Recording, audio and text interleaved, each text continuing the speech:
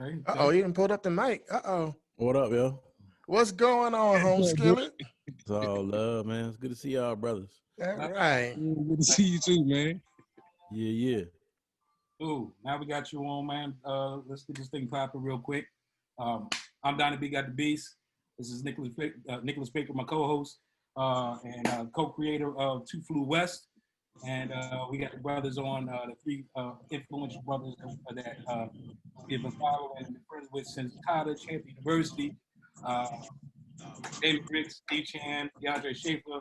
I'll let y'all introduce yourselves real quick and give everybody a taste of what it is that y'all about.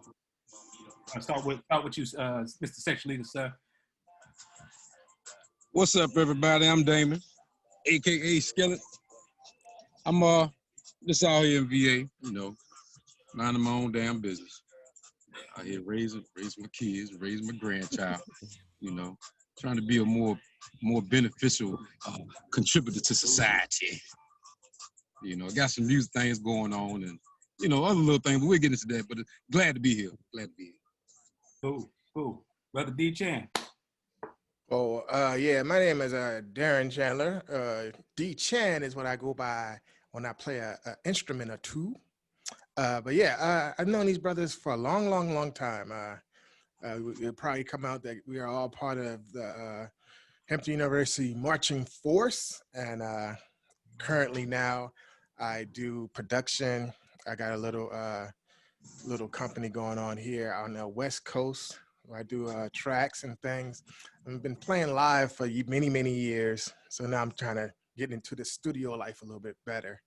So that's where I'm kind of hanging out right now. Awesome. Okay. And last but not least, Brother DeAndre Schaefer. Tell us a little bit about what it is you do. All right. My name is DeAndre Schaefer, aka Dre King. Currently living in Washington, D.C. Been here 17 years. Started off playing trumpet as my main instrument. Went to school. That's where I met these brothers.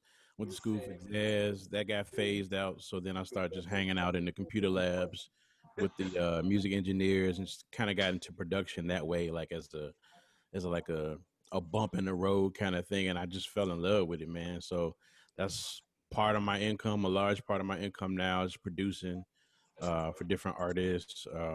You know, just learning as I go type situation. Also, I'm a teacher, teach adjunct at UDC. What up, Firebirds? And yeah, that's me right now. Cool. I think this is dope to me because this is if you guys don't know, this is our third podcast, web show, and this one hits home though because I think all of us on this are music producers and have had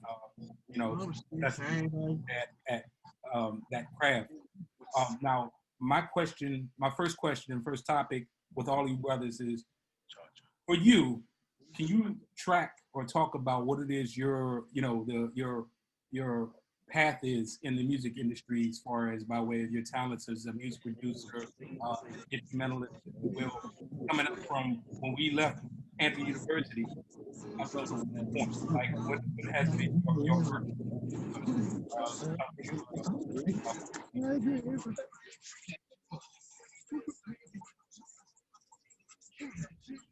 Can you hear me? Yeah, who's that directed to? That was you, brother. Sorry. Oh, okay. Well, for me, like I said, I went to Hampton, basically wanting to be Miles Davis, studying jazz, and then the major got phased out, and so I just started to get into production, man. Just like basically out of curiosity, I always loved music, all genres, not just jazz, and so yeah, that's kind of where it started for me, and then I left Hampton, moved to DC, ended up finishing school at UDC, and got a degree in jazz, but I still was like gigging, doing keyboard stuff, like where it became like most of my income was playing keyboards on gigs for like R&B, hip hop, soul stuff. I'm also the musical director for the Underground Lounge on the Capitol Jazz Cruise every year. I've done that for 10 years. So it just was like, for me, it was just kind of like building relationships horizontally. like, you know, just playing on the scene, and then one of the people I'm playing with happens to be like a background singer for Raheem Devon, and then Raheem Devon heard some of the stuff that me and his background singer was working on. And then from that relationship, I was able to work with him on like 3 or 4 of his projects, and started to get some major placements. And so for me, it just, I guess for me, it just kind of just developed out of curiosity, you know, just like, okay, what does this do? Oh man, this is actually dope. Just, I'm one of those people, like, if I don't feel like I learn something every day, then I just feel like it's a wasted day. So that's kind of where I am now.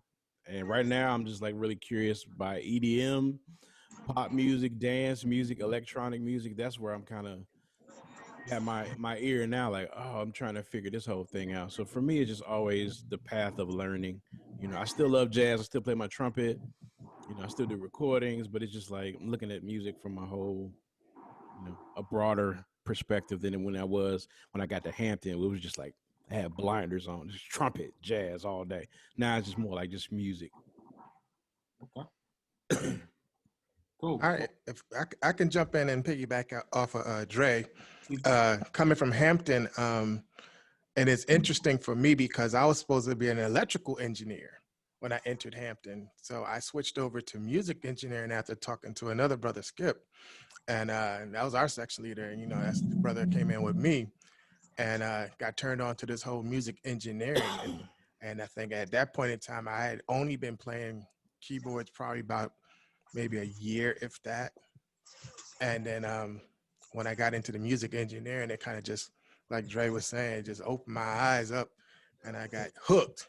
And, you know, and I was just like, oh man. So my whole thing really when I was in Hampton was like, I gotta play, you know. And the trumpet was the only way I can get into the music department because that's what I learned when I was young, but that wasn't what I loved. So I ended up doing like my senior year of Hampton, I changed my major. I went from like a trumpet major to a piano major. Yeah, I know I had several senior years, exactly. That's what I'm saying. Yikes. So I was just like, oh shoot, I don't know why I'm doing this, but you know, it was for the love, you know, kind of just like Dre was saying.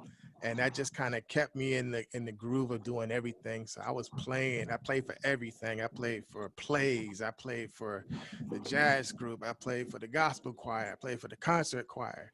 I just wanted to play, you know, and that's kind of where I was hanging out. And then I think another connection that me and Dre had, we played with Waterfront Harmony. Yep. And I think at that time, I don't think I was the MD with those guys. And me doing that kind of just catapulted me once I got out here to California. You know, I became the MD at the church for the youth department here, grinded on that for years. And that was like one of my major checks was being an MD for the youth department. And then now at this point in time, I kind of, it's like, okay, well, I've been doing this stuff for everybody else. What about me? So that's kind of where my heart is now. It's just like I'm focusing more on me, you know, all these different experiences I've had over the years. Now, what kind of music can I make? Where's my voice? And it kind of started doing, you know, beats. I've always done beats and stuff like that, but it's now like I'm putting it out there on Front Street. Like, hey, this is me. This is my sound. This is what I sound like. This is what I do. And you know, funny thing is, a lot of it still sounds the same. It's like this. Oh man, it sounds like I did that back in '90s. But you know, but that's the trip that I'm on right now. And kind of like Dre, he was saying, you know, I'm looking at stuff where I'm working with a music library, and I'm doing music for like TV shows and stuff now. So it's just like, you know, kind of like, oh wow, I never thought when I first started this journey that I would be at this point. You know, and then you like hear your stuff on TV and stuff and be like, whoa, I did that. Wow. So that's kind of the progression I had. Definitely want to come back to that for sure, because that's a really good point to touch on. So put a placeholder on that. Skillet, what you got as far as your arc and your story? We're picking up from Hampton. Like it was a unique thing in Hampton because, you know, I had to fight to even get back into the band because I had stopped playing musical instruments in the bands after like 10th grade. I played football, but after I graduated from high school, I realized that I was too slow to be a linebacker, and I was too, too slow to be a cornerback, So I was like, get back in this band. I get to go to college, and rest in peace, Mr. Smart, and he let me come and do an audition, and I thought I killed it, and I got $1,000, got $1,000, but that was the beginning of that, and being in that band with cats like Dre and Dee, it was a great experience. I know, like I said, with Dee always had this. He had this essence about him, like everything is all right. Like we was talking about earlier, I was saying we're senior year, and that's when I got introduced into super seniors and things like that. But it never seemed like it never seemed to bother Dee. His whole disposition was just like carefree and cool and relaxed, and like I got something up in here that don't nobody even know about. And with Dre was like just a straight comedian and impressionist and everything, man. And it was just like, man, I like, well, I can be me up in here. That's right.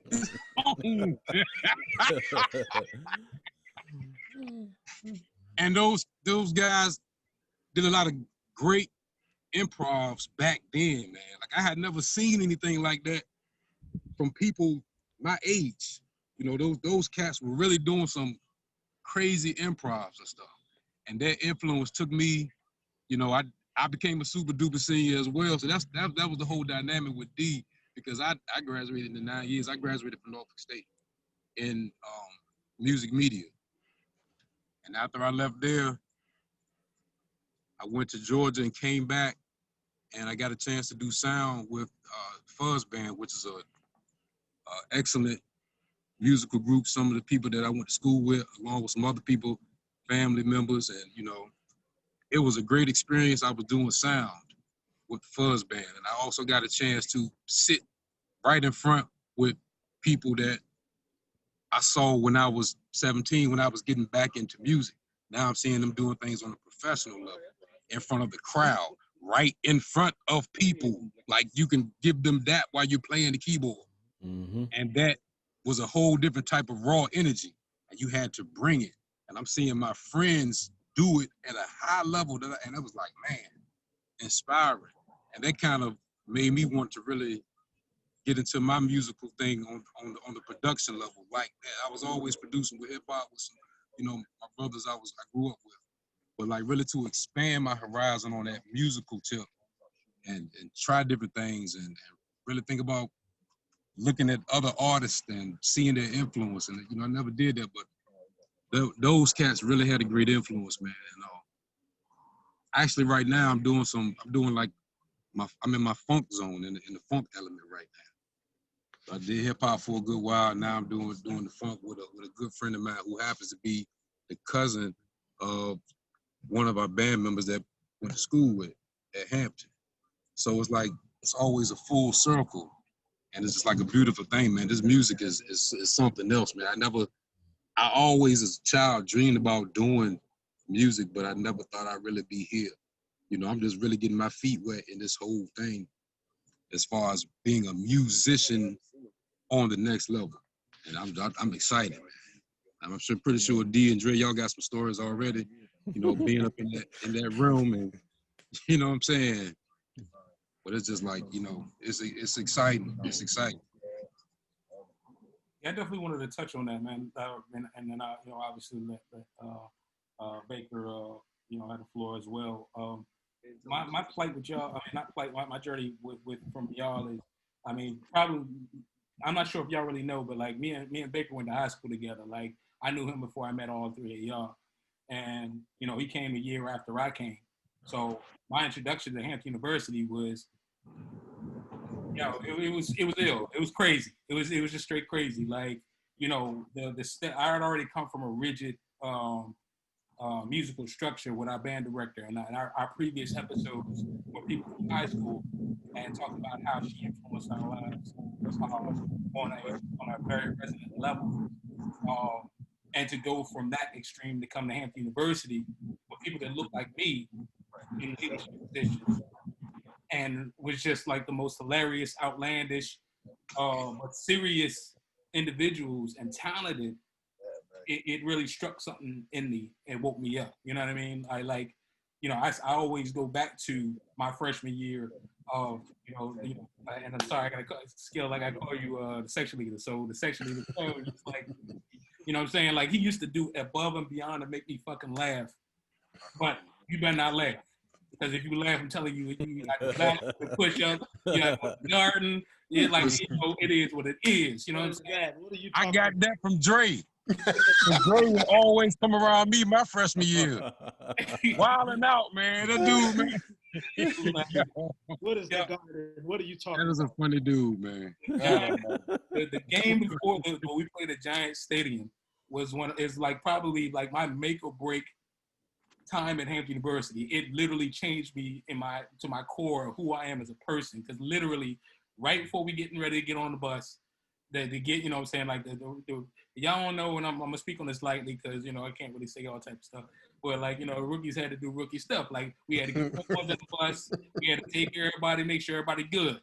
But Family I gotta stay at attention. Yeah, but you gotta stay at attention whole time. But you're about to get this work.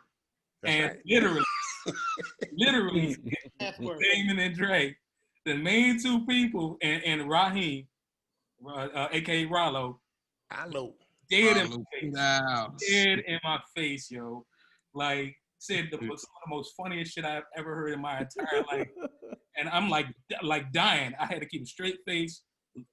Tears is coming down my face like at a high clip, like, and it was just like you better not break. You better not break. And the funny thing that it is that you never know what's important or what really hits you until later on. And being a performer on stage, taking that same principle, you better not break. You better not break. Being in front of millions of people, when we used to play in the stadiums and stuff like that. I mean, I'm talking about, staring down Florida A&M, the Myth, and being like, a small country band or whatever, but we blew their ass out. You know what I mean? Like having a heart to stand in that pocket. I learned all that from y'all. And, to me, like I said, to go on and watch y'all go, grow beyond that, beyond Hampton University. I'm sorry, I'm one of the people who walked across Ogden Circle and, I ain't never graduated. So, I mean, there's that myth right there.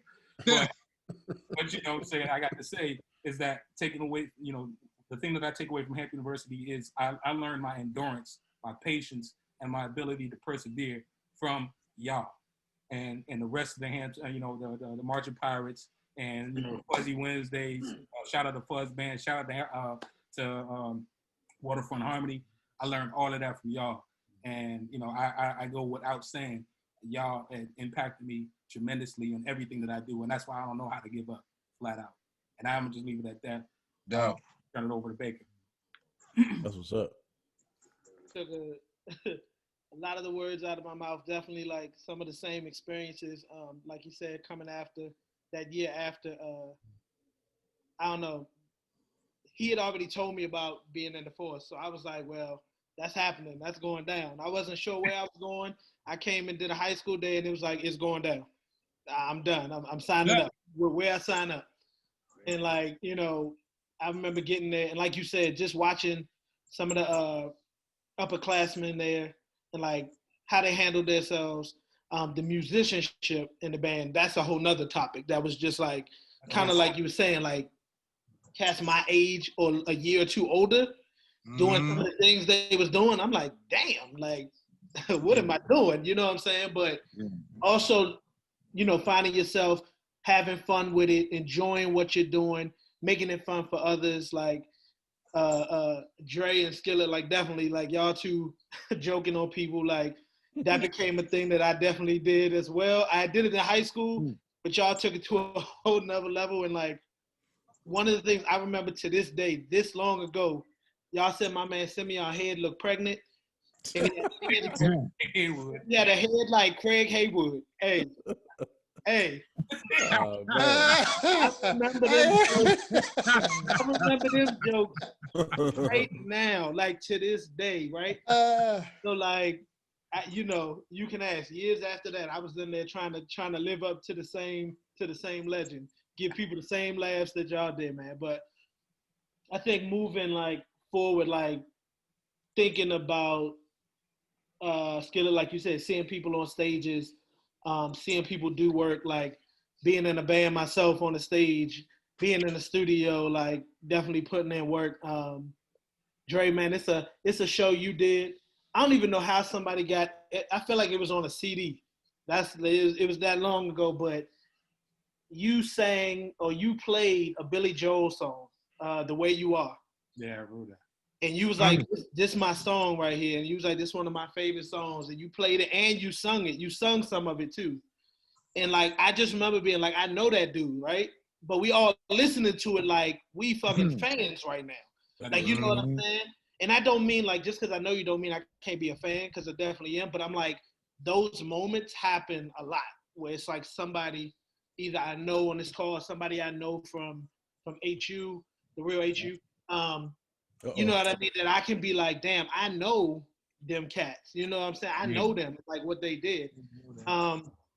It kind of brings me to another, like, I know, Donnie, I know you heard a gem in there that you want to talk about, probably like getting money in this business from different avenues. I mean, that was something I heard, but something I want to throw in there. I know coming to Hampton, like I had played the trumpet, like I started on trumpet in like 4th grade. You know what I mean? And came up playing music, had a musical family, uncle played music, but I never, like I studied but didn't study. I don't know if that makes sense. Like it was always there, but I can't say that I always was like, I'm gonna be like a musician and kill it, right? Definitely went to high school and got more into it, and then Hampton pushed me on as well. My question is, what do y'all think the difference is? Like, there's some cats who I think just have this raw talent. I don't know how they get it. They just got this raw talent, right? And then there's cats like I think I am like I had to work at it. Like I had to really, really like study, work. Like I've gotten better. My ears gotten better. I feel like there were people like I went to high school with a guy who had like perfect pitch and could hear things off, but I don't think he ever really studied. He just like found out he had this talent. Like, what do y'all think the difference is, or like, I don't know. Like, do you think you have to be like have this raw talent to be amazing at it, or can you learn it? Like, in me, when I'm talking about is just music in general. Like, whether that's producing, whether that's being an artist. Like, what do you think that value of really studying and going after it, and like having natural talent, especially in today's kind of game where like people can buy a keyboard or you know, a system and have a little studio wherever they want to, and they just push a couple buttons and they got a beat, like or some music. Like, what do y'all think about that? Well, It's clear. It's all over. I know. I tell you like this, man. I played piano. I took piano lessons when I was 10 for like a year, and then you get that little recital, and I thought I was like, shit, I don't need lessons no more. I'm good. I'm done. And now I, look back in hindsight, and I see cats getting, $200 on Sunday morning and stuff like that. I'm like, damn. He should have stuck with that thing. Took the wrong turn to Albuquerque. But you know what I'm saying? I've grown to see how life can put you in a certain way that you just, like you were saying earlier, man, like I'm not really a student. I got perfect pitch, but I'm not really the technical is not there. It's more of a feel with me. And I've been able to, once I sometimes tap into that, feeling like I'm really doing something sometimes. And I sometimes observe it and I snap right back up, like, damn, I was on it. You know what I'm saying? I'll be trying to find out what was that thing. So for me, it seems like it's a blend, you know what I mean, depending on what you wanted to do, how you wanted to learn it, but it's some type of unspoken of element for me that was always there, and that kind of carried me through, just that find that feel of something. Yeah, I think it's to piggyback off of what Skillet was saying. I think it's it's different, man. Because I remember when I got to Hampton, like I knew I was gifted as a musician. Like I knew I had God gave me talent. You know what I mean? I knew Mhm. that. I knew I was special in that way. Like he, not because of anything I did, because I was just giving it. And when I got to Hampton, man, I failed every theory class my freshman year. Theory, sight singing, anything that was music related outside of marching band, I failed, man. And Mhm. my mom had a conversation with me. She was like, you sure you want to do this music thing? Because these grades don't look like somebody who you know what I'm saying, who's serious about music. And then I had to think about it. I was like, yo, but what I didn't understand, it was like, even though you could have a gift, you know what I mean, which is got nothing to do with you, but it's your responsibility to get in the shed, man.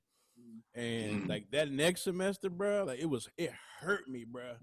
It hurt me bad because I would see all my friends from fall semester walking by me going to Dr. Stokes, and I Uh-oh. was still in the freshman theory class in the second semester of freshman year. Man, it hurt my pride so bad, man, and it really made me like really like get in the shed, so I could learn like my piano drills, so I could start figuring out, how to develop my ear because I didn't have like perfect pitch and nothing like that. I had a good relative pitch, but I had to sit in the piano room for hours, man, Mhm. playing them Stokes drills, There you just go. trying to get my Mhm. ear. And I remember like Megan Jennifer, y'all know the Jennifer family, man. Oh yeah. They Yeah. all genius, man. We was sitting up in like an oral dictation joint. Stokes had the piano pointing towards us, man. He played a passage. And he was like, "Okay, write it down." Man, I was like, "Man, I'm out of here, dude." Because there's no way nobody could just sit up here. He said, "I'm only gonna play it twice Yep, over an yep, hour, yep, dog." yep. Start off the class, he played it. That fool walked out for about 30 minutes, came back, played it again, and that was it, man. That's it. Yep. I was like, I do not understand this, man. But what I didn't know was it was the piano drills that I should have been shitting. If I had checked them out, I would start learning like little tricks, process elimination, like second to last chord gonna be the 5 chord. There you You know go. what I mean? Gonna give you the first chord, which would be the tonic key or whatever you in, and then Uh-huh. you gotta fill in the middle. So then I start studying with Megan. She was like, "Dre, you gotta sing the soprano.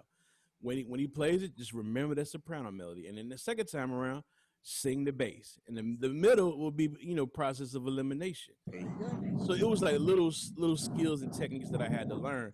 Now I'm gonna jump forward to now. I mean, you look at hip hop, you look at music, like think about how many amazing producers are DJs, like DJ Premier, Yep. DJ Red Alert, like even especially in dance music, like Yeah. Avicii, Mm-hmm. Kygo. These cats are all DJs. Zed, and Yep. there's a connection that the DJ has in understanding what moves people. That like a Right. theoretician, like a cat who could tell you what key you in, he may not have that relationship to people, Mm-hmm. and that's another skill that I'm saying, like, so it don't all got to be on the cat who got perfect pitch, or it don't got to be all on the cat who could get A on his theory test. It's like Right. it's like a combination of all these skills, because you got like a fool in your neighborhood who just know what move people, and he ain't got no musical ability. He know it, just take him and play this. Like, nah, that ain't it. Play Mm-hmm. him another joint. Yeah, that's it right there. And to you might be like, oh, this joint kind of whack to me. But there's another skill, like learning how to, I guess, like learning how to bring people together and learning how you can use all the theory, all the practicing, all the listening, all the years together, Mm-hmm. and say, how can I affect people in a way that I want to affect them, consistently over time. And that's another whole skill, bro. Yep. Yeah, and just to piggyback off of what Dre is saying, uh, the whole relationship issue, and not issue, but it is a relationship. As a musician, you tend to go where you're gonna want to have book knowledge, and then where you're going to go off your talent. Mhm. And me coming into the game, I didn't know nothing other than I wanted to play. That's all I really knew. Band was my key into the door, and I was just happy to do that. And if I bring it forward to here, even Dre and Donnie got Beats, you guys know whenever we did the waterfront practices, I was always teaching. I was always that's this, and I always use all the chords and stuff we said in class and stuff. So even if I bring it to this day, when I play with our Neo Soul group, I'm teaching. I'm still teaching. I'm teaching them the technical portion of it because we got the good part. We got the soul part. You know what I'm saying? We can put a track on, we hear it once, and then we can jam. And we make up our own thing. But I say, you know why that is? This is a pedal. It's a pedal tone. We're gonna go here. Now we're gonna go up, and after sometimes you gotta teach them in numbers. You start off, we're gonna go 4, 5, 6 chord, and they're looking at me like, what is that? Well, let me explain it to you. Let me explain it to you because now you make your skill and your craft more marketable. And it's like just with all of that, when I get to this point where now I'm on my own and I'm like you guys, like everybody else, is kind of figuring out things as we're going along. It's like, wow. And somebody asked me the other day, man, you doing real good. You made it. I said, I ain't made it yet. But once I do, I'm going to write a book about it.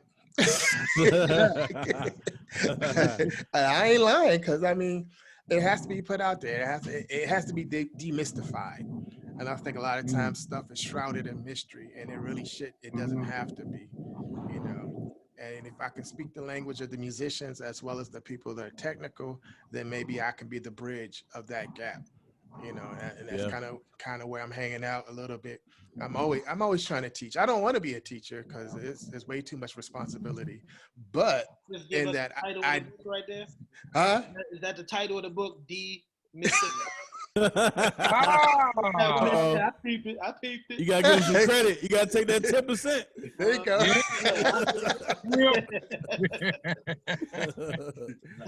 go. Definitely, man. Like I said, all you gentlemen, as you guys came into Hampton, I was so happy that I got in before y'all.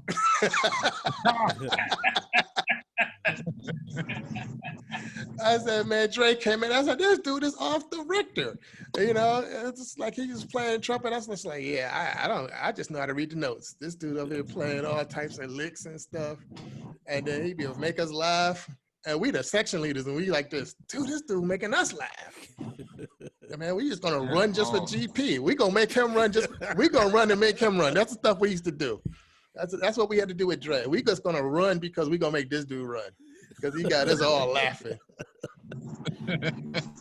Hey man, Hampton was stressful for me, bro.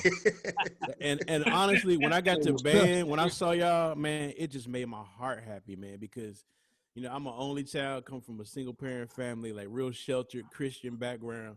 So Hampton was a little overwhelming, man. To be in class with 200 people, be in class with 90 people, smallest class be like 30 people, man. It was like socially overwhelming, but music always been home for me. So when I would see D cutting up, Skip cutting up, Skillet, I'll be like, yes, this was like my release. So if I say anything crazy to y'all, that just like, it, man, charge my head and my heart, because it was just more like, I gotta get, man, this is my spot, man. I could just be myself. I could just release. You know what I'm saying? I think the thing with me was the takeaway was, like I said, it was so many different types of people, with so many different types of talents, with so many different types of drives, and it just activated every part of it.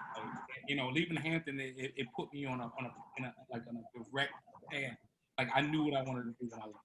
I was like, oh, I can't be here no more, but I'm gonna be out here and I'm gonna be representing. I might not even be able to get back to Hampton to be able to, for homecoming or whatever, but either or, this is my path. Like, I already know what I need to do now. You know what I mean?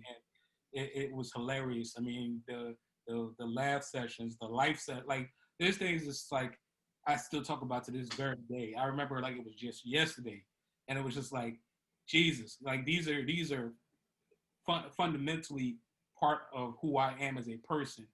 Like even like Dee said, being playing with Waterfront for a second, you know what I mean, and sitting next to Dee playing keys, you know what I mean, and it's like learning and understanding and picking that. Okay, cool, all right, this is what you would do in this situation, you know what I mean. Dre, just listening to how you talk about music, it was just like, geez, okay, cool. In this situation, in this environment, this is what it's supposed to be. You know what I mean, like Damon, was my section the freshman year. Sophomore year, he wasn't there. He wasn't with us then. But it was like I felt obligated because I was like, well, nobody who's gonna pick up that space that Damon left.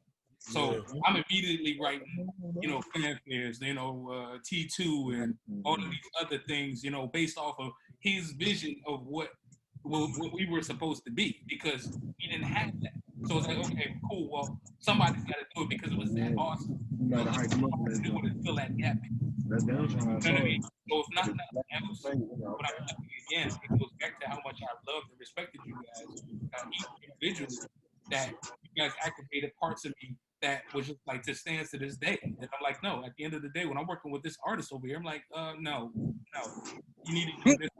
And then people be like, oh, okay, you're an asshole. No, well, I've worked with better people, not even better people from a whole perspective, but people that have a really, really good grasp and hold on what it takes to be a quality musician, a brilliant musician, a talented musician, and someone that's not scared to jump out there and venture into the theory of what it is. You know what I mean? And I learned that from all of you guys and my entire time in Hampton, as well as my time in high school. And again, I got nothing but good things to say about all y'all Hampton University. And speaking of too, I got to throw out there too, little known fact, yo, I knew Megan Jennifer in 4th grade. Oh, wow. Damn. Yeah, and it's like it's little. Her, and Jason.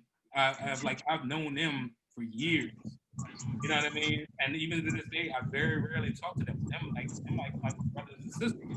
Wow. You know what I mean? I got to watch them in every stage of them just hitting, and it's like they like the Knowles family or something. Like it's ridiculous. You know what I'm saying? Like Partridge family, they all look.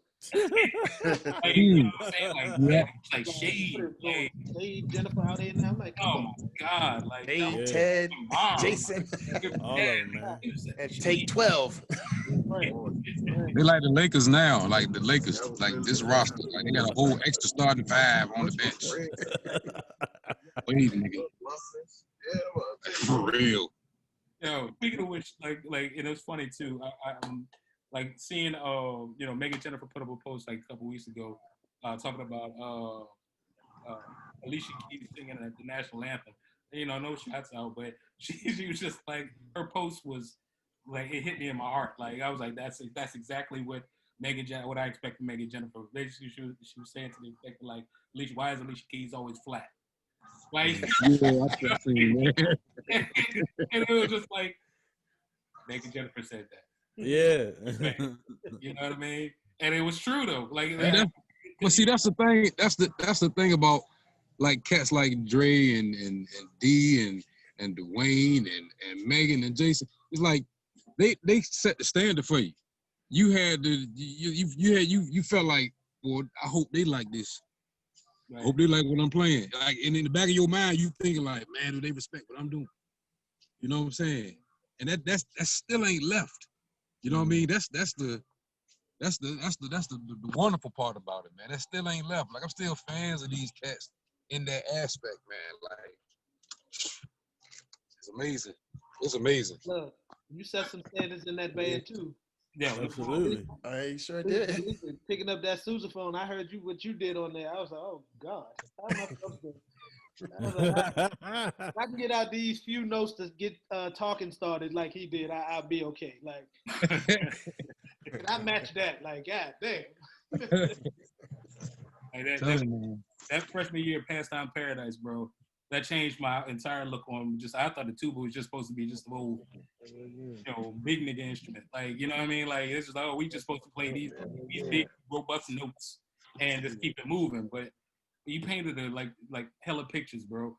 And like I said, so like I said earlier, it was like, okay, well, we don't have Pastime Paradise. I don't got the paperwork. All right, let me try to see what I can do with it. Okay, and then I went and did the Anita Baker Sweet Love joint. And then, you know, it was like to transfer, you know, what I learned from this guy on and keep my, you know, do my part to keep everything moving.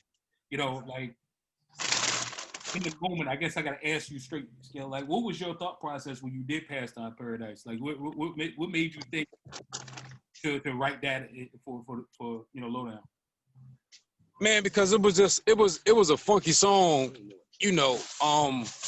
It just was a funky song in Gangsta's Paradise that came out, I think maybe like a year before that.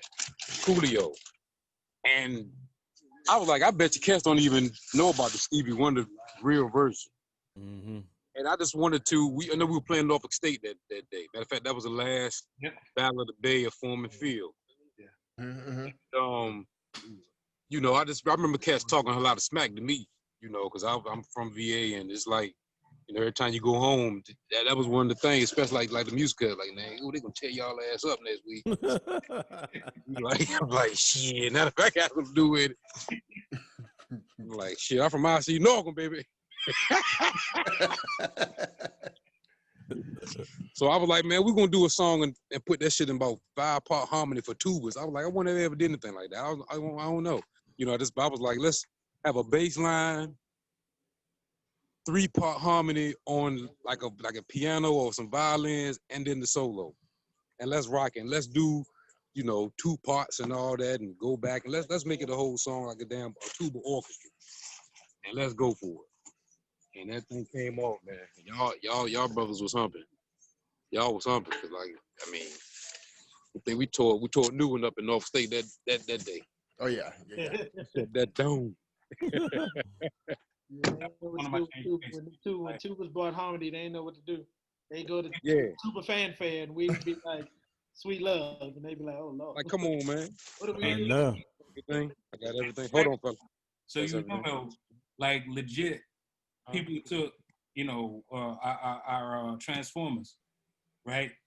The rendition that you did, other schools copied it. They started calling that shit Hampton, and they used to change the shit in the keys depending on what key they played it in.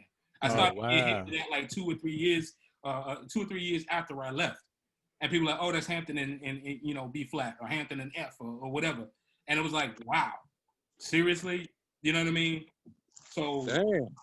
Yeah, dude, like it's a thing, like, you know, and that's something that I always carried when I went back home to DC. You know, talking to people about, you know, the Force, and was like, you know, oh, well, I never really heard of Force. Okay, well, you heard of these bands, and you heard of some of these. Okay, and then I used to play stuff like even Brass D. Y'all had stuff that people was playing, and they would call that joint Hampton and whatever else. You know what I mean? So we set a lot of precedents, like, you know, going forward after y'all time. You know what I mean? Like, epic. So just how deep the rabbit hole goes, you know, funny. But changing the gears up real quick. We all college educated brothers and stuff like that. Wanted to get what y'all think about the presidential debates that just happened last week.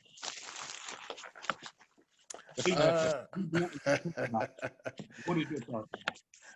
My thoughts on it is it was a and I ain't gonna cuss on the show, but it was a crap show. Yeah, it was deplorable. I think we should have recorded it and before we even aired it, because it kind of made us as a country look bad. Both candidates didn't look good at all.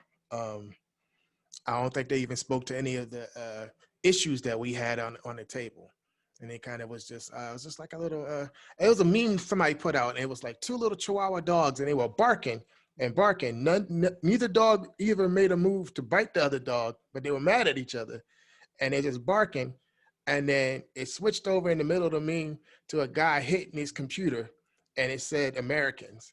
And then another dude stood up on the other side of the cubby, and he looked over, and that dude was the Canadians, and that summed it up right there for me. Wow. And I was just like, it was crazy. It's crazy. It's just crazy. Yeah. For me, man, I agree with D. It's I just feel bad. I feel bad for some of my friends, man, that all log in on Facebook, man. And this cat who's in office right now has taken over their whole lives, man. Like every single post is about Trump, man. Just like, it's a brilliant minds here, and they just we just get distracted by this foolishness, man. And like, I watched like maybe 10 minutes of the debate, and like D said, man, it was just like, bro, it was a complete embarrassment. It was just like, this is the best product we could put forward. You know what I mean? And it's such a crazy, toxic environment to where everyone's at each other's throats, man, because everyone's trying to search for answers. And the reason I'm going through this got to be you. And the other person on the other side said, well, no, I'm going through this because of you. And there's so much tension, man, that we're not even hearing each other no more, man. So like I intentionally, bro, make 98.6% of my posts either music or NBA basketball. Those are two things that are like my hobbies type things. Mm-hmm. I just don't engage in it. I'm not saying that like these things are not important, because they are important. You know what I mean? But if you really want to have an educated like conversation where we both can glean from each other Mm-hmm. and walk away with something, let's do that. But let's not sit on opposite sides of the street throwing rocks and blaming each other when we both, you know, have we both have something to do with what we're going through right now. So for me, bro, I try to stay away from it. I believe voting is power. I believe voting is power, just like I believe like holding on to your virginity is power.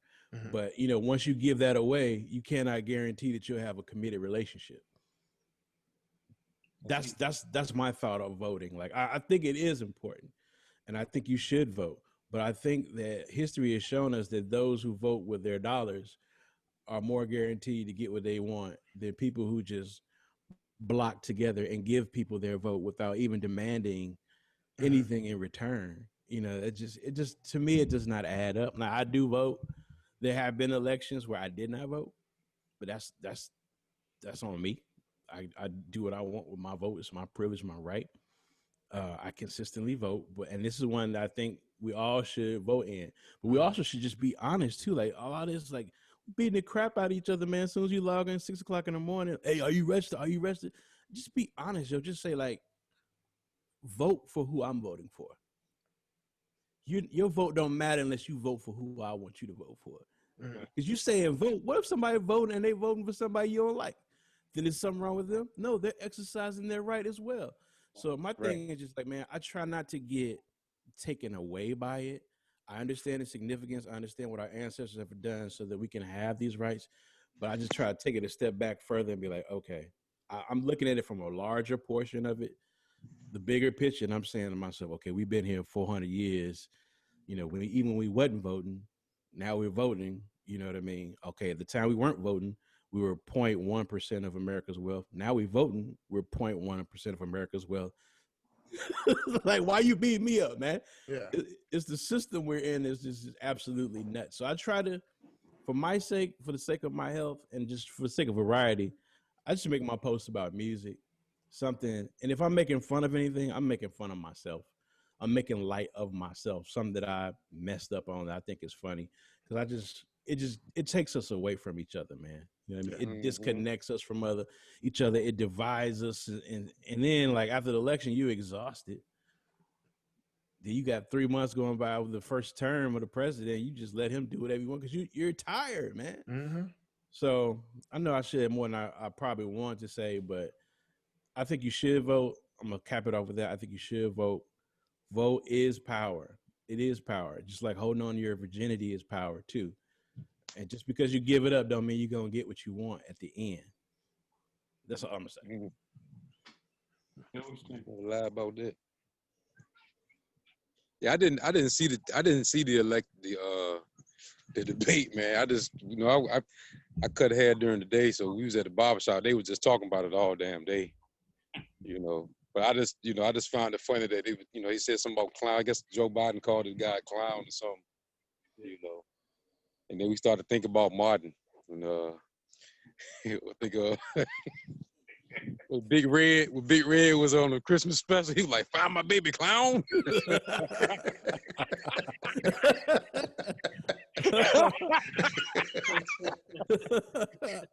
Oh man, I was like, man, but I mean, like, to me, that's what it's become. It's become folly.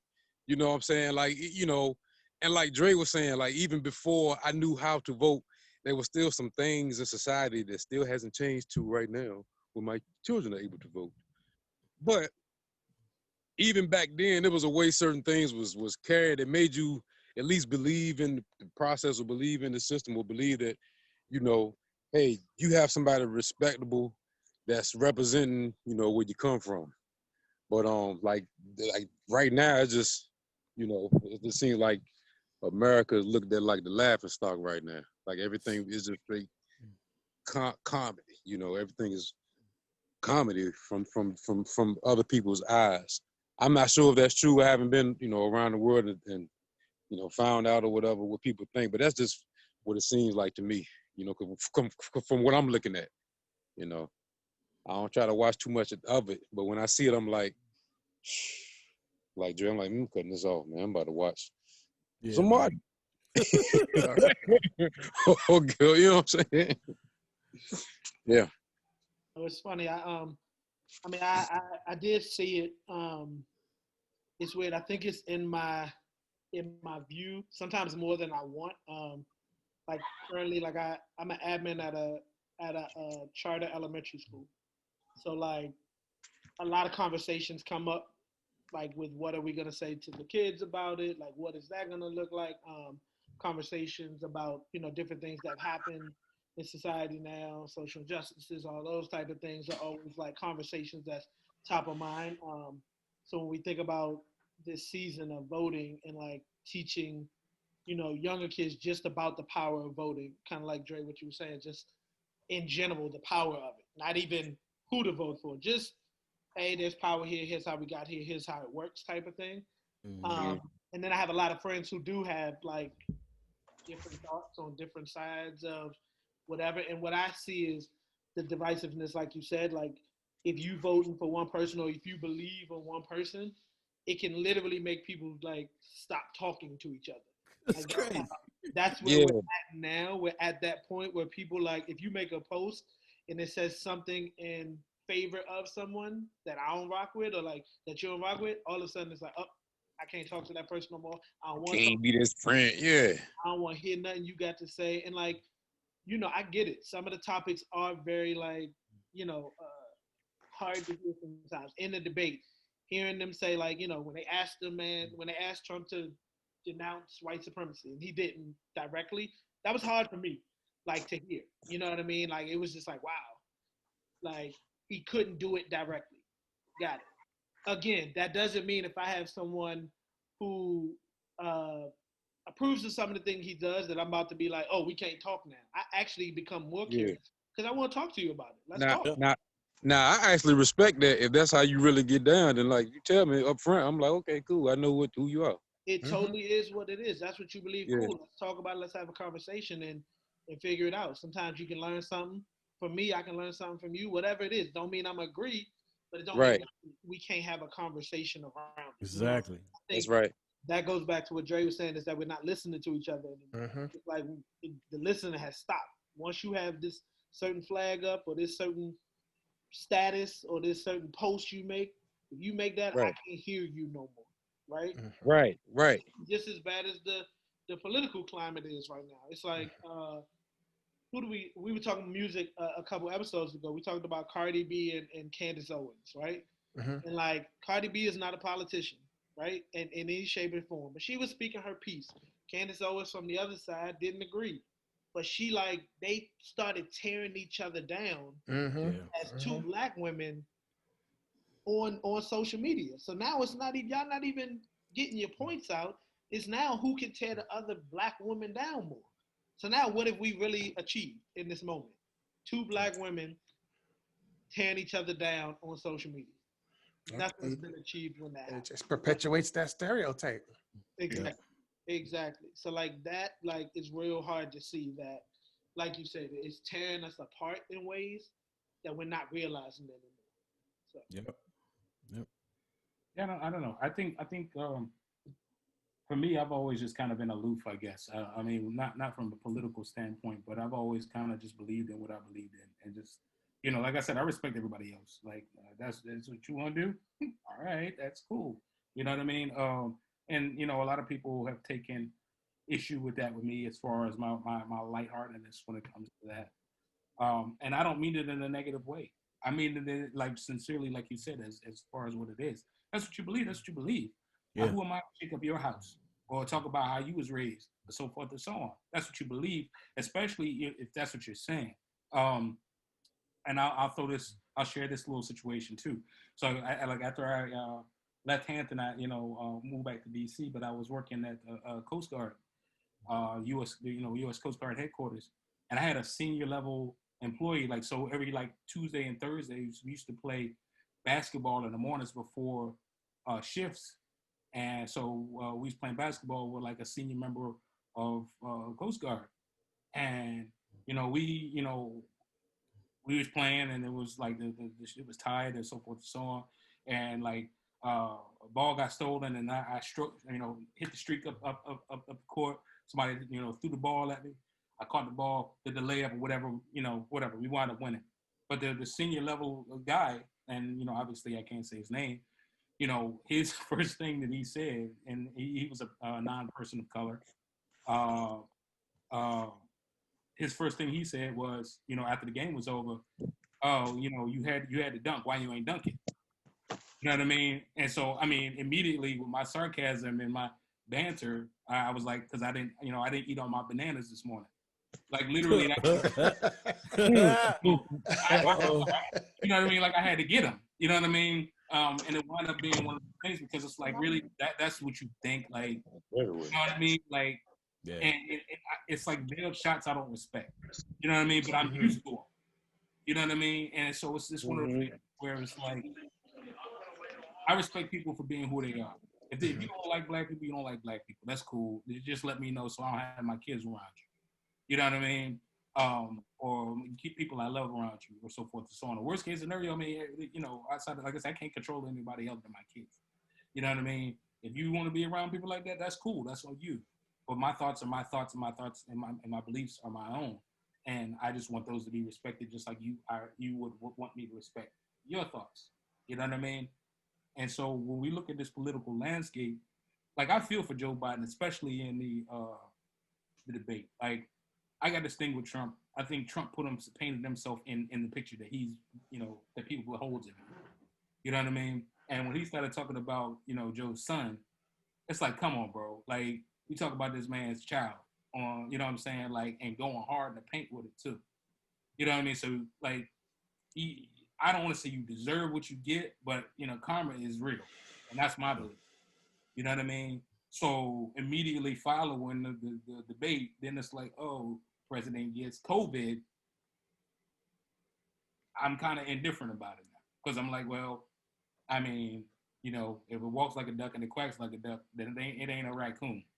You know what I mean? Mm-hmm. So you know what I mean? Like that's just my thought. And you can call me cold, callous, and non-human, or inhumane, or non-American. That's the term. I just look at it as you deserve what you get. You know what I mean? And if you're a person that worked real hard and you really respect people, then you'll get that in kind.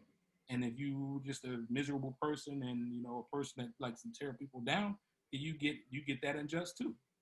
And so my place on it is I respect everybody's political opinion. People have fought and died for that. Mm-hmm. But where we are now, we have the right based off of the people who have fought and died for it to have a choice. And I do believe in that choice.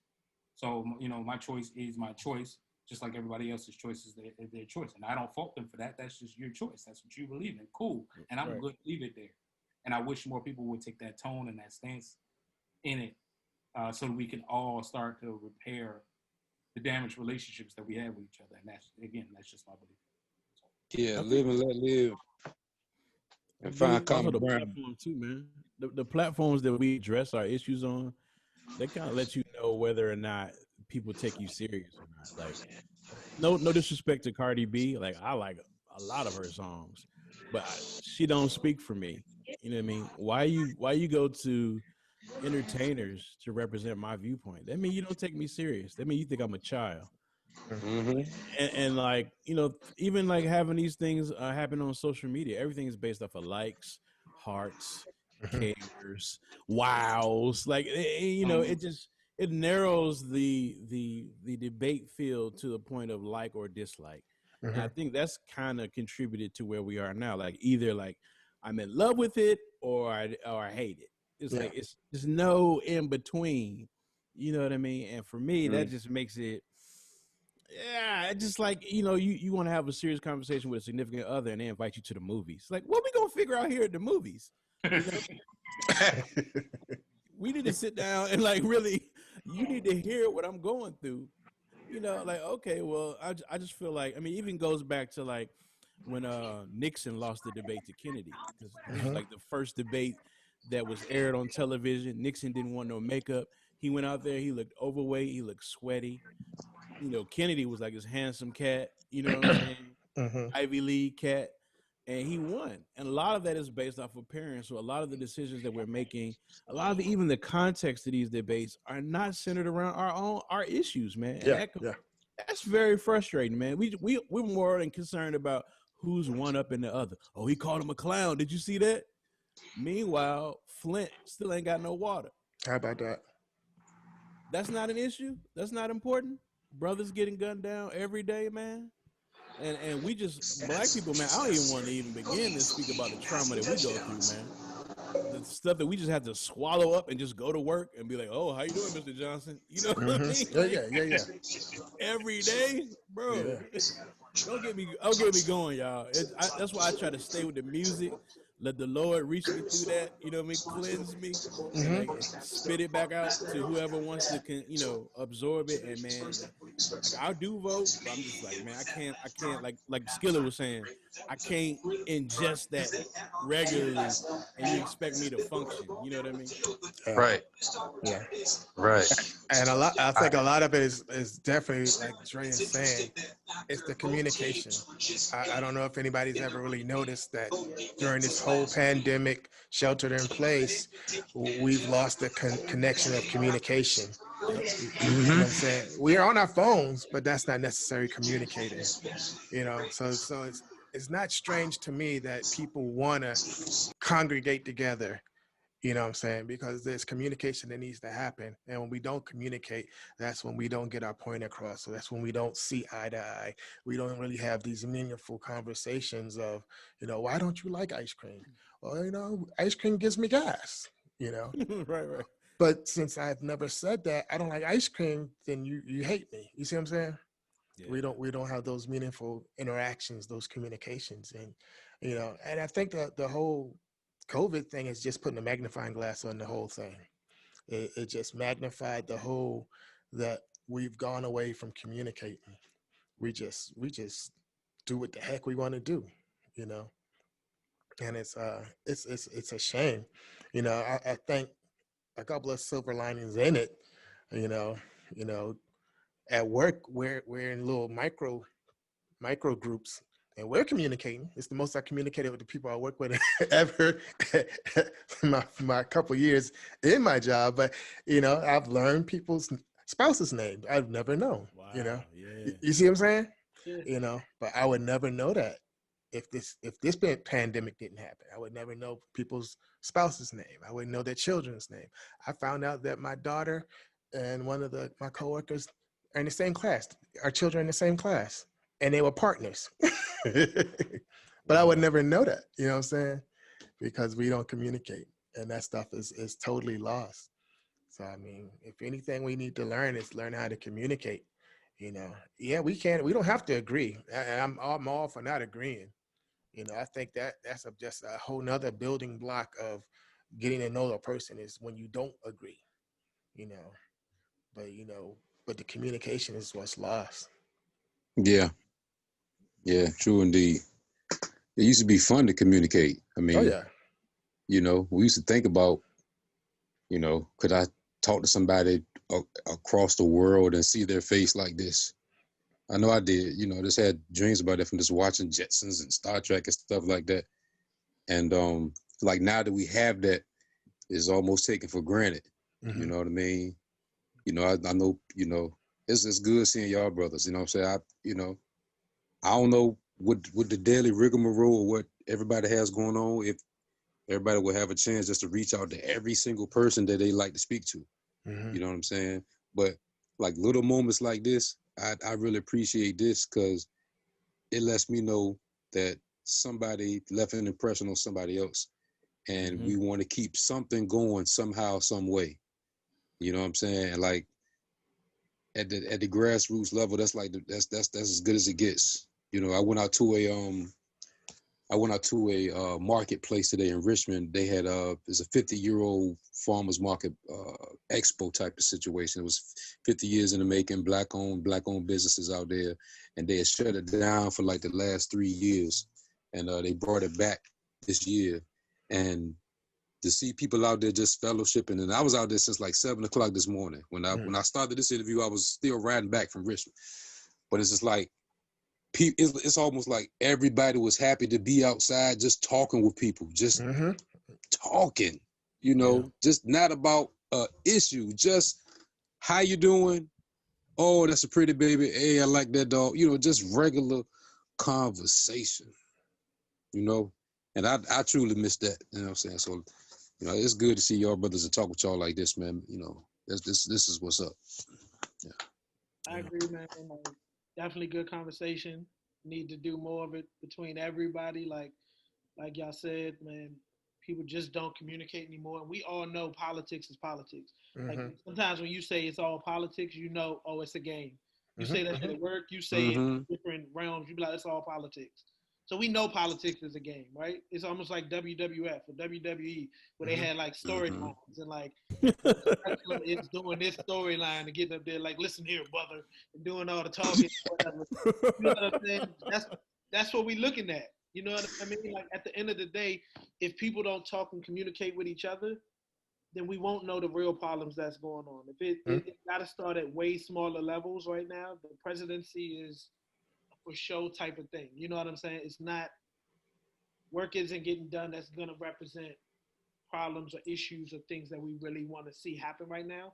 And the only way that happens is we communicate, we organize, we talk. There are going to be people that don't disagree. There are going to be people who you strongly disagree with, right? But at least understanding and knowing what's going on will move us forward way more than the divisiveness that's happening now. Because no matter who gets in, no matter who wins, they're not calling us the next day and be like, hey, you got me in, so let's talk about what you want. Like, it's kind of like that. They're gonna move in a way that they feel is gonna get them the most people to follow them. And that's just what it is. Sometimes that's gonna benefit you, and sometimes that's not. You know what I'm saying? Like, again, like you go back, people don't love him all the time, right? And like there's things he says I don't agree with, right? But then they're like, look at how much money he gave HBCUs, right? Sometimes it'll benefit, sometimes it won't, right? Like that's how politicians move. That's what they're there to do. And I think us realizing that and taking more power into our own hands and having the conversation, figuring out how to figure out some of these issues ourselves. Yeah. So, yeah, man. I agree. You know, like these Avengers and all these Transformers and X-Men, you know, you have a couple of movies come out, then there's always a movie where both sides come together for a higher thing. You know what I'm saying? And it just seems like that's the thing right now. Let's work through these differences and get the human level straight. All the other stuff that you be thinking about, philosophizing about, that's cool, but let's just take care of home base, you know what I mean? Find a common ground and just build, like you said, build from there, you know? I definitely appreciate all of this this time, guys. You know, I love all you guys. You guys are, like I said, you know, brothers of mine. I speak of every single one of you guys highly. I'm very thankful for putting it together. We got to do this real soon. On a way to transition this piece out of here, I just wanted to throw it out there. You guys, you know, hit everybody with your social media tags. Just let people know how they can follow you, follow the work that you're about to do, because each and every one of you got something that's dope, that's picking up. And you're more than, you know, you definitely do your part in sharing what you got going on. So how can people follow you to see what you got going on? Let's start with you. What you say? Focus on. I want you to share exactly what it is that you're working on, and share your social media tags so people know how to follow you. And I want to start with D. Okay. You can follow me on Instagram, SSDK Music. I do have a project that's going to be released on the 13th of this month. EP, 3-song EP coming out. And this one, the title of it is Mood Swings. And it's really a culmination of what happened during this whole pandemic time. just the title alone will probably give you an idea that, I've gone from different genres in this particular EP. And I think it's going to be pretty funky. It's going to touch a lot of different, genres, definitely number one. And it'll speak to a lot of different people. So keep your ears out for that one. And then once again, SSDK Music, Instagram. Appreciate you. All right. Y'all can follow me Instagram at DMajor, DEIMAJAH, and also at Funk Zone with a PH, PHUNKZONE. Funk was a 4-letter word, but now it's 5, dedicated to keeping the funk alive. Got a movie that we're working on, a couple of soundtrack projects, and just also working on a little EP. So just, check it out. We do live streams every Saturday on Facebook and other platforms. You can go to Facebook and go and type in Funk Zone, like us, follow us, and also The Funk Zone is a private group. But if you Google us, you'll find us. You can find my stuff on Instagram, Dre King Beats, DREKINGBEATS. That'll have just like my everyday stuff, hip hop stuff, jazz stuff. I put out a project under Dre King the end of last year called Marvelous. I just took a bunch of Marvin Gaye samples and just flipped them. That's available on Bandcamp, DreKing1975.bandcamp.com. You can check that out there. Also currently working on an EDM dance pop project, which is very exciting, under the name Brown Royal. And I released my first single on August 15th. It's called Back to Love. So that's available on all digital platforms, Apple Music, whatever you listen to on your phone. You can check that out. And, it's love y'all brothers, man. Thank you for having us, man. Yeah, man. Definitely. Sure, always a pleasure. Always. Hey, you got anything you want to say? Hey, man. Good conversation. Always a pleasure. Like I said, I appreciate y'all coming on. We'll definitely get y'all back on again. Chop it up some more. Yeah. That's all I got, man. You don't forget to put that F on your chest, man. You got to take that other thing. God damn it, I'm a Redskin fan. Just put it Anybody in media that say Redskin get fined $30,000 by next Monday. First of all, this is my favorite player ever to don a Redskins uniform, Sean Taylor, rest in peace. Oh, yeah. Do it. So that's the only reason why I'm doing it. But God damn it, it's the Redskins. Like, I don't compete with Washington football team. That's like Washington tennis team. Like, where does it stop? So at the end of the day, it is what it is. When we edit this, it's going to say the thoughts and views and comments of people on this podcast. I get it. It's contraband or whatever you want to call it at the end of the day. No disrespect to, Native Americans. I'm part Native American as well. But in the grand scheme of things, I love my Redskins. The football team is not, whatever. That's a whole different conversation for a whole different people. But nonetheless. How you go to school talking about I lost to the football team? That's what I'm talking about. Nigga, what football team? The football team. The. I lost to the. He lost to a past participle. A present perfect. I lost to the Article of Confederation. See, you done started. See, that's what he wanted the whole time. We was supposed to be joking the whole time. You want to tell us? Hey, Don. I lived in D.C. for it'll be 18 years in January. I've never seen the loyalty that y'all have toward the Redskins. I don't understand it. I don't get it. It's unbelievable. But being here, it's either it's 60% Redskin, 40% Dallas fans in DC. And I lived in Dallas for 2 years, and I saw a Redskin jersey one time. One time. So we one time. Hey, they so loyal. They still play that "Hail to the football team" song. Football team. First of all, the biggest Raiders, they got a fucking marching band, a goddamn nothing. Barely got a DJ. Okay, start with that. Okay. Oh man. It's because of the history. Okay. So when you think Redskins, you don't think about what these farts are doing right now. You're thinking about Doug Williams. You think about Mark Rippon, and I understand it's folly because it's like dudes. Think about Mark Rippon. I'm just saying. Well, he won a Super Bowl. You won a Super Bowl. Mark Rippon was cold. They about to come snatch that jersey right off from the fifth floor power scene, episode 5, wherever you at. Right, but Mark Rippon's nephew just won his first game with the Broncos this past. Oh, for real? Oh, wow. Okay, all right. I'm saying, I know they don't have to do. I'm just saying. You gotta boost his status by saying his son doing good. Yeah, yep. Mark Rippon's son, yo. I said it's his nephew. Now, again, what the Las Vegas Raiders do, I still can't even fix that up in my mouth, right? I'm just saying. Right now. What? We playing right now. I'm doing. Hey, here. There you go. He got home team on. That's the home team. The home team? It's cool. Y'all Death Star sweet as a mug, though. I ain't gonna front, boy. That Death Star sweet, boy. Yes, sir. Y'all need James Earl Jones to announce y'all.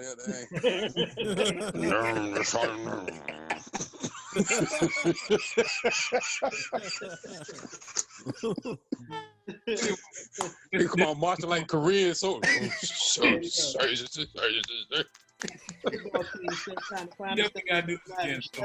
Beverly, Maryland. Yeah, man. And we definitely got to do this again soon. This is Two Flew West, Donnie B got the beats, Nicholas Baker, and stay tuned for episodes to come. We're gonna have a re-release on all of these episodes real soon with the new makeup and the new liners and everything. It's gonna be real sweet. So we're gonna invite y'all back for that as well. That's gonna be a live event too. So stay tuned. Thank you for tuning in to Two Flew West, and do y'all thing, and we love you guys. Peace, family. Love y'all. Love y'all. Peace.